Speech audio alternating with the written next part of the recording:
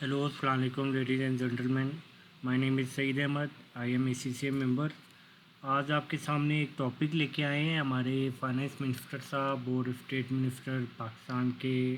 कल एक स्कीम लेके आए स्मॉल रिटेलर्स के लिए, तो उसके बारे में काफ़ी मालूमात आपको भी देंगे और क्या इन्फॉर्मेशन अभी तक आ रही है वो बताएंगे. असल में इन्होंने मौजू ये रखा है कि fix tax rate scheme for small retailer, और उसमें ये कहना चाह रहे हैं कि गवर्नमेंट इम्पोज करेगी 1% टैक्स. ठीक है, आप रिटेलर जो भी होगा अगर उसका 200 मिलियन तक का टर्नओवर है, इसका मतलब ये है कि अगर आप ये स्कीम में जाते हैं तो आपका टर्नओवर 1 रुपये से लेके 200 मिलियन तक जो भी होगा उस पर आपको 1% टैक्स देना ही देना है. ये स्कीम है. कल ये मीडिया में भी इसके बारे में काफ़ी आए, काफ़ी न्यूज़ चैनल के ऊपर भी इसके ऊपर डिस्कशन हुई है, काफ़ी बातचीत हुई है. तो इसमें असल में इन्होंने क्या कहने का और हमारे मिनिस्टर साहब ने क्या कहने की कोशिश की है और क्या लोगों को बताने की तरफ राय लेके आए हैं कि आने वाले दिनों में टैक्स पेयर को किस स्कीम के तहत, इस स्कीम के तहत क्या करना होगा और क्या वो स्कीम अब अवेल कर सकते हैं और कौन लोग अवेल नहीं कर सकते. उन्होंने जो मोटी मोटी बातें की हैं उन्होंने दोनों मिनिस्टर की मैं लमसम बता देता हूँ. उन्होंने कोशिश ये की है कि हमारा टैक्स सिस्टम को ट्रांसपेरेंट करेंगे. ठीक हो गए, सुनने में अच्छा है, ट्रांसपेरेंट बहुत ज़रूरी है. और एक बहुत अच्छी बात उन्होंने की है कि टैक्स रेट रिड्यूस होगा. We need to reduce tax rate. इसका मतलब ये है कि आने वाले बजट में लग रहा है कि टैक्स रेट कम होंगे. उसके बाद उन्होंने ये कहने की कोशिश की है कि भाई जितने रिटेलर हैं 3.4 मिलियन शॉपकीपर हैं जो जो हम इस स्कीम के तहत उनको अट्रैक्ट कर सकते हैं, उनको टैक्स नेट में लेके आ सकते हैं. और इस स्कीम में वही वाली बात, एनुअल टर्नओवर 200 मिलियन या उससे कम जो होगा उस पर 1% टैक्स इम्पोज होगा. और जो भी आपका ये टर्नओवर टैक्स होगा 1%, मिसाल के तौर पे मैं एक एग्जांपल दे रहा हूँ, 9 करोड़ का आपका टर्नओवर, 9 लाख रुपए आपका इनकम टैक्स बनता है. तो जो दो टैक्सेस आपके शायद वो आपने बिजली के बिल में हो, टेलीफोन के बिल में हो, या आप नॉन फाइलर हैं, आपके कैश विड्रॉल बैंक पे कटा हो, या आपने माल डिस्ट्रीब्यूटर और सेलर से लिया हो, आपका एडवांस इनकम टैक्स कटा हो रिटेल की मद में, जो 0.5% अमूमी तौर पे डिस्ट्रीब्यूटर जब सेल करता है रिटेलर को तो लेता है और उसके नाम का जमा कर, ये तमाम चीज़ें उसमें एडजस्ट होंगी. इसका ये मतलब है कि जो आपके टैक्सेस पहले से डिडक्ट हुए हैं पूरे साल में, वो आपकी लेबिलिटी जो आपका टर्नओवर टैक्स है उसके अगेंस्ट एडजस्ट हो सकते हैं. ये बात उन्होंने कहने की कोशिश की. इसमें सबसे बड़ा बेनिफिट उन्होंने ये दिया कि भाई पीओएस की रिक्वायरमेंट को और ऑडिट से आपको छूट होगी. मतलब आप उस ये स्कीम अप्लाई करते हैं तो आपको पीओएस नहीं लगाना पड़ेगा और आपसे ऑडिट भी बहुत ज़्यादा नहीं होगा. ये मोटी मोटी बातें उन्होंने की है. उसके बाद उन्होंने एक चीज़ बताई है कि भाई ये कि सर्टिफिकेट आपके सामने आ रहा है कि दुकानदार को इस तरीके का सर्टिफिकेट, वो क्या कहते हैं, प्लेट मिलेगी. उस प्लेट के ऊपर एनटीएन होगा, सब कुछ होगा, नाम होगा. ये प्लेट तो अच्छी चीज़ है, वो एफबीआर दे, लोगों को दे, टैक्स पेयर को दे, अच्छी चीज़ है. लेकिन अगर ये टैक्स पेयर डिस्प्ले करेंगे अपनी शॉप्स के बाहर तो इसमें एक ये प्रॉब्लम आ सकती है कि आपको जैसे याद भी है कि आजकल लोग एनटीएन मिस यूज़ करते हैं. मिस यूज़ कैसे हो सकता है? मिसाल के तौर पे एक नॉन फाइलर बंदा है, ठीक है, नॉन फाइलर बंदा है, उसने कोई चीज़ परचेज़ करनी है या डिस्ट्रीब्यूटर और सेलर से माल लेना है, तो वो अपने आप को फाइलर से बचाने के चक्कर में दूसरे का एनटीएन दे सकता है. जब आपकी दुकान में प्लेट लगी होगी तो वो एंटीएन उठा के किसी को भी दे सकता है और आपका एंटीएन कहीं पे मिसयूज़ हो सकता है. इस चीज़ को कैसे काउंटर करेंगे? और फिर आप अक्सर ये प्रॉब्लम देखने में भी आती हैं, कभी कभार ह्यूमन एरर भी हो जाता है कि एंटीएन गलती से, मिसाल के तौर पे किसी का 1 2 3 4 5 6 7 8 है तो गलती से 8 की बजाय वहाँ पे 9 लिखा गया. तो ये एरर तो ह्यूमन एरर है, ये जो बंदा कह सकता है कि यार ये एरर हुआ है. लेकिन कुछ लोग जानबूझ के किसी का एंटीएन यूज़ करवा देते हैं, ये भी बहुत बड़ा मसला है. तो इसको कैसे काउंटर करेगी एफबीआर? और इस तरीके से डिस्प्ले होने से एनटीएन कहीं पे मिसयूज़ होने का चांस बहुत ज़्यादा है. मैं तो इस चीज़ को पूछना चाहूँगा गवर्नमेंट से भी, और ये अभी प्रपोज़ल कल आया है तो और चैम्बर के काफ़ी लोगों ने इसको पजीराई दी है कि हम इस स्कीम को लॉन्च करेंगे और इंशाल्लाह इसको कामयाब बनाएंगे। तो ये सवाल भी उन्हें उनके सामने रखना चाहिए। उसके बाद ये है कि उन्होंने एक फॉर्म जारी किया, 1 पेज का फॉर्म जारी किया, ये आपके सामने डिस्प्ले हो रहा है।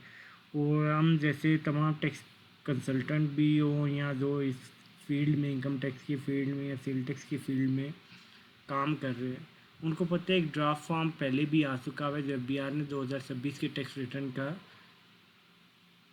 निकाला है। फॉर्म डिस्प्ले भी किया था बिहार की वेबसाइट में, उसमें और इसमें ज़मीन आसमान का फ़र्क है।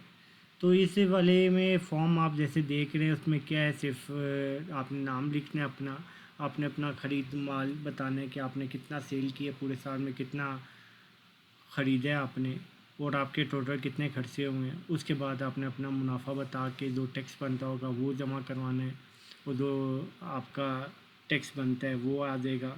उसके बाद आपने जितना टैक्सेस आपका विदहोल्डिंग की फॉर्म में जमा हुआ है वो इसमें एडजस्ट होगा। फिर आपने कितना चालान जमा करवाया है वो इसकी अमाउंट आएगी, और इसके साथ वेल्थ आ जाएगी। ये तो अभी एक कागज़ है जिसके ऊपर सिंपल लग रहा है, लेकिन ये प्रैक्टिकल अगर देखा जाए तो प्रीवियस वेल्थ हमें पता है क्लोजिंग बैलेंसेस को और करंट बैलेंसेस को, प्रीवियस वेल्थ करंट वेल्थ का रिकन्सिलाइज करना पड़ता है, रिकन्सिलेट करना पड़ता, रिकन्सिलेशन ज़रूरी होती है। तो ये कैसे इसमें फॉर्म के थ्रू, तो इसमें मतलब इस फॉर्म में थोड़ा सा उसको भी मद्देनज़र रखना पड़ेगा। ये जब प्रैक्टिकल इम्प्लीमेंट होगा तो तब पता लगेगा इसमें वेल्थ कैसे उठाता है और क्या वो प्रीवियस वेल्थ को लेके चले जाते हैं। क्योंकि अक्सर मीडिया में ये बात हुई है और इसमें अक्सर बात लोग कह रहे हैं कि वेल्थ को भी आपको अपनी डिक्लेयर करने में आसानी होगी। तो ये जब प्रैक्टिकल होगा तो तभी पता लगेगा। अभी तो यहाँ पे सिर्फ सिंपल ये पता लग रहा है कि भाई बस डिटेल डाल दें, अपने आपके जो साथ हैं वो मेंशन कर दें। उसके बाद इन्होंने कहा है कि भाई ये स्कीम है किसी की, ये जो फॉर्म आया उसके साथ ही एक पेज इन्होंने अटैच किया है और मुख्तलिफ़ चीज़ें बताई हैं कि भाई ये किन किन के ऊपर अप्लाई होगा। शायद आप लोगों को इसमें थोड़ा सा पढ़ने में मसला आएगा। ये मैंने उठाया गूगल से ही है, पीडीएफ के फॉर्म में मुझे अभी तक मिला नहीं। तो इसमें सिंपल उन्होंने यही बात की है कि भाई आपने अपना टर्नओवर दिखाना है, ठीक है। आपको पीओएस से तस्ना होगा, ऑडिट से आपको वो होगा। अगर आप एक नॉन फाइलर ये स्कीम को नहीं भी करता तो पेनल्टी लगेगी। जब ये स्कीम है ही वॉलंटरीली, तो वॉलंटरीली की स्कीम पे टैक्स की पेनल्टी नाफिज करना है, इसके बारे में भी बातचीत करनी पड़ेगी। जो भी रेलिवेंट फोरम है वो एफबीआर के साथ बात करनी चाहिए, और हर बंदे को अपना जो इसके ऊपर कमेंट या फीडबैक है वो भी एफबीआर को ईमेल करना पड़ेगा। दूसरा ये इसमें प्रैक्टिकल इशू जो है ना वो मैं आपके सामने लाना चाहूँगा। ये मैं मिनिमम टैक्स है हमारा जो अभी करंट इनकम टैक्स है, इसमें ये लिखा हुआ है 113 हमारा सेक्शन है इनकम टैक्स ऑर्डिनेंस 2001 का, जिसमें लिखा हुआ था कि इंडिविजुअल जो भी हमारे रिटेलर हैं मिसाल के तौर पे, अगर उनका टर्नओवर 10 करोड़ 100 मिलियन से ज़्यादा होगा तो फिर उसने टर्नओवर टैक्स देना है।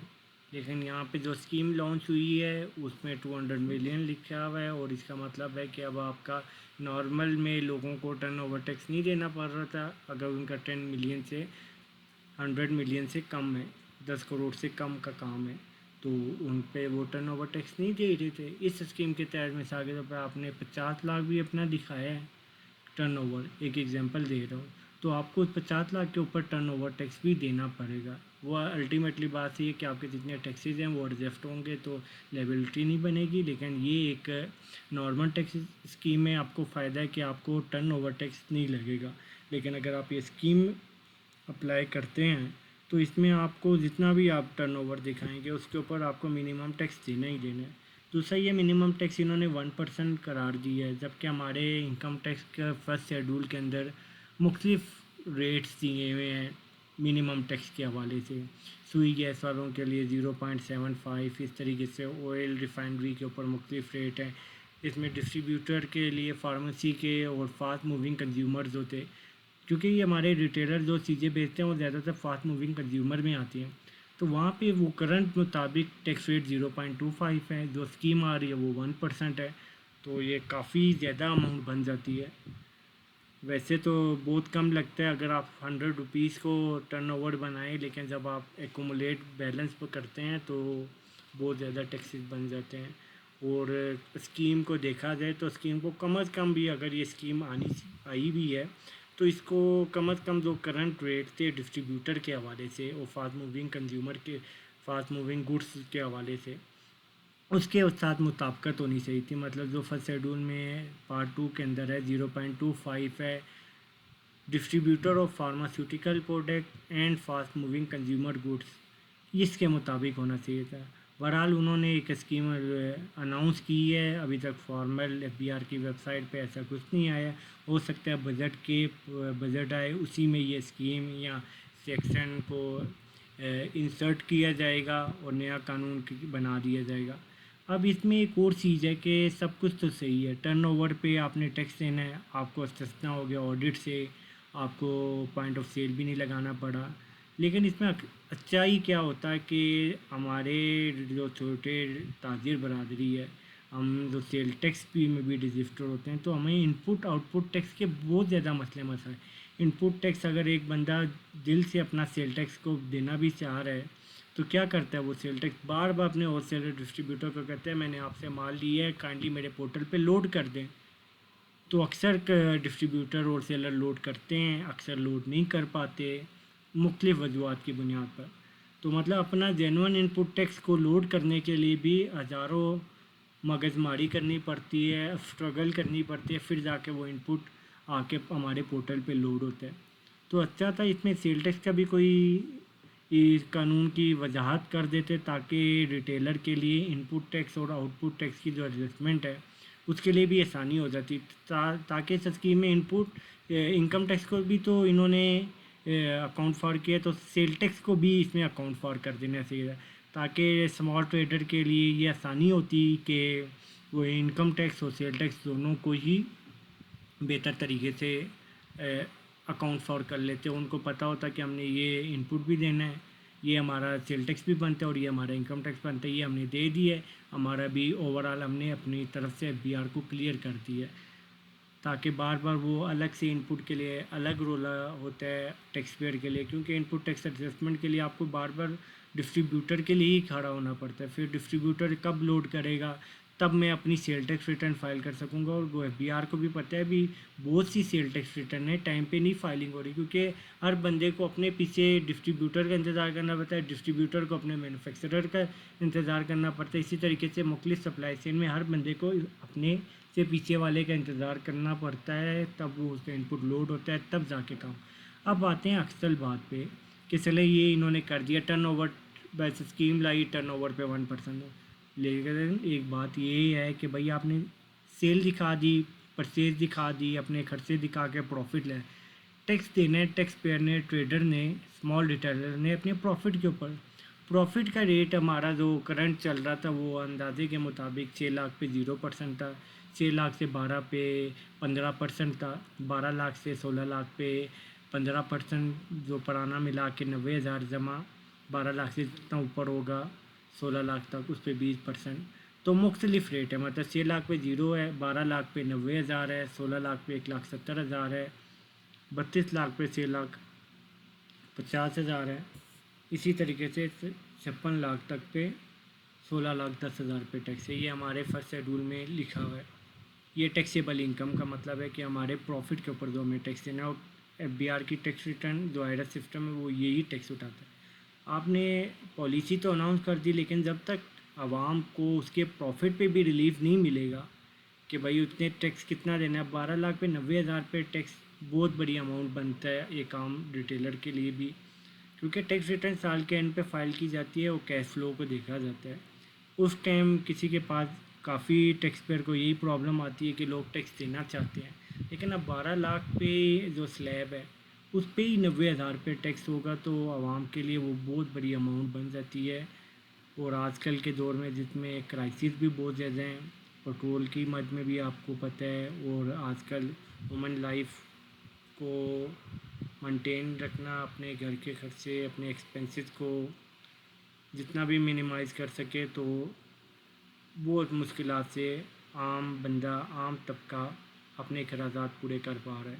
उस चक्कर में इस तरीके का ये इक़दाम तो अच्छा है, लेकिन अगर ये स्लैब के रेट्स भी अगर कम कर दें तो फिर ये स्कीम और ज़्यादा कामयाबी की तरफ जा सकती है।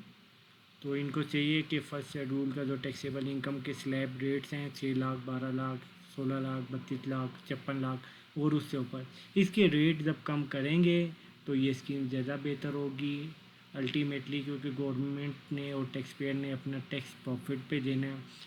उसका टर्नओवर टैक्स कैलकुलेट ज़रूर होगा, लेकिन जब नॉर्मल इनकम उसको आएगी, वो नॉर्मल इनकम पे टैक्स बनाएगा तो फिर उसके मुताबिक वो कैलकुलेट करेगा, जो दोनों में से हायर ऑफ होगा, जो इनके मुताबिक है। इससे पता ये लग रहा है टर्नओवर ही ज़्यादातर हो सकता है हायर ऑफ हो, तो टर्नओवर टैक्स की तरफ जाना पड़ेगा। ठीक हो गया। तो और इनके मुताबिक है कि आपने जो भी टर्नओवर, अगर आपका तमाम टैक्सेस विद होल्डिंग की मद में आपने एडजस्ट कर भी लिए हैं तो 25,000 रुपये आपको एक्स्ट्रा देने पड़ेंगे। तो ये ओवरऑल स्कीम इन्होंने पेश की है।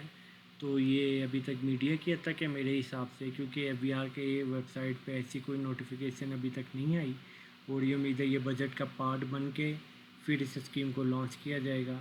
तो बहरहाल स्कीम अच्छी है, ऑडिट्स के हवाले से भी अच्छी है, लेकिन ऑडिट कितने सालों का आपको चसना होगा, मतलब कितने सालों के लिए ऑडिट नहीं होगा, ये इसमें थोड़ा सा एक्सप्लेन होना ज़रूरी है।